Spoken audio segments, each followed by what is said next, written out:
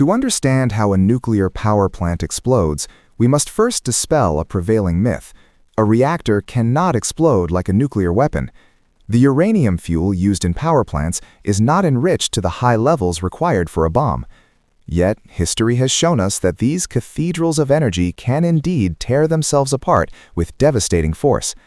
The mechanism of their destruction is not nuclear detonation, but rather a catastrophic failure of thermodynamics and pressure management. Today, we journey into the reactor core to understand the physics of disaster. At the heart of every reactor lies the fuel rod, typically containing pellets of uranium-235. When a neutron strikes a uranium nucleus, it splits, a process known as fission. This split releases an immense amount of heat energy and 2 or 3 additional neutrons. These new neutrons go on to strike other nuclei, creating a self-sustaining chain reaction. In a stable reactor, this reaction is perfectly balanced. We use control rods to absorb excess neutrons and water to moderate the speed of the reaction, keeping the immense thermal output steady and manageable. The primary function of a nuclear power plant is essentially that of a high-tech steam engine. The heat generated by fission is transferred to circulating water. This water serves 2 critical purposes. It acts as a coolant to remove heat from the fuel, and often as a moderator to slow down neutrons so fission can continue. Under normal operation, this water boils to create steam, which spins a turbine to generate electricity. The danger arises not when the machine is working, but when the delicate balance between heat generation and heat removal is violently disrupted. The nightmare scenario begins with a loss of coolant accident, or LOCA. If a pipe bursts or pumps fail, the water level in the core drops, exposing the fuel rods. Even if the reactor is immediately scrammed, meaning the control rods are fully inserted to stop the fission chain reaction, the danger is far from over. This is because of a phenomenon called decay heat. The fission products inside the fuel rods remain highly radioactive and continue to generate massive amounts of heat as they decay.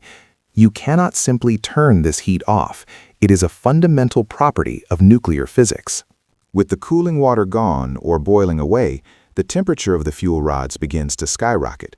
Without a medium to carry the heat away, the fuel pellets inside the zirconium alloy cladding begin to melt. We are now entering the realm of thousands of degrees Celsius.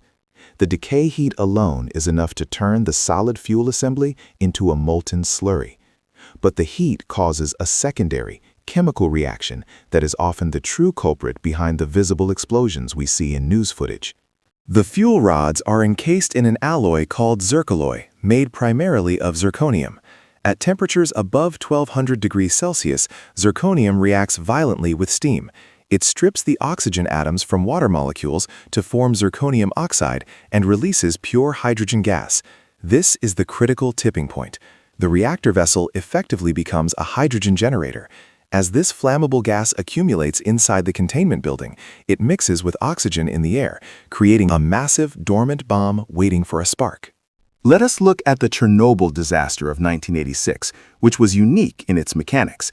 The explosion there was not initially chemical, but a steam explosion driven by a prompt criticality excursion. The RBMK reactor design had a fatal flaw known as a positive void coefficient. As water turned to steam, the reactor actually increased its power output rather than decreasing it. When the emergency shutdown was attempted, a design flaw in the control rods caused a spike in reactivity. The power surged to over 10 times its nominal limit in seconds. The immense energy release instantly flashed all the water in the core into steam. The resulting pressure was so great that it blew the 1,000-ton biological shield, the reactor's lid, straight through the roof. This was a steam explosion of colossal magnitude. It exposed the burning graphite core to the open air, fueling a fire that would spread radioactive isotopes across the entire continent of Europe. Chernobyl was a failure of physics management inherent to a specific, flawed reactor design. Contrast this with the Fukushima Daiichi disaster in 2011. Here, the reactor shut down successfully when the earthquake hit. The fission stopped. However, the subsequent tsunami flooded the basement generators, killing the power needed to run the cooling pumps. The decay heat began to build up relentlessly. As the water boiled away and the cores melted, the zirconium water reaction we discussed earlier began to generate vast quantities of hydrogen gas. The hydrogen gas leaked from the reactor pressure vessels into the secondary containment buildings, the service floors at the top of the structures. Since there was no power to run the hydrogen recombiners or ventilation systems, the gas reached explosive concentrations. A random spark ignited the mixture. The blasts that destroyed the upper structures of Units 1, 3, and 4 were chemical hydrogen explosions, not nuclear ones. They shattered the containment buildings, but crucially, they did not eject the core itself into the atmosphere as Chernobyl did. In both scenarios, if the heat is not checked, we face a full meltdown. The fuel and cladding melt together into a radioactive lava known as corium. This substance is incredibly hot and dense. It flows to the bottom of the reactor vessel, melting through the steel, causing a melt-through. In the worst case, it can breach the concrete containment floor and enter the earth below, a theoretical scenario often hyperbolically called the China syndrome. At Chernobyl, this corium solidified into the infamous elephant's foot, arguably the most toxic object on Earth. The explosion is merely the mechanism that breaches containment. The true environmental disaster is the release of volatile fission products like iodine-131 and cesium-137. These isotopes are carried by the wind and rain, contaminating soil and water supplies for decades. The exclusion zones around these plants stand as silent testaments to the longevity of these isotopes. The explosion lasts a second, but the radioactive legacy lasts for centuries, rendering land uninhabitable and requiring massive cleanup efforts. The industry has learned painful lessons from these catastrophes.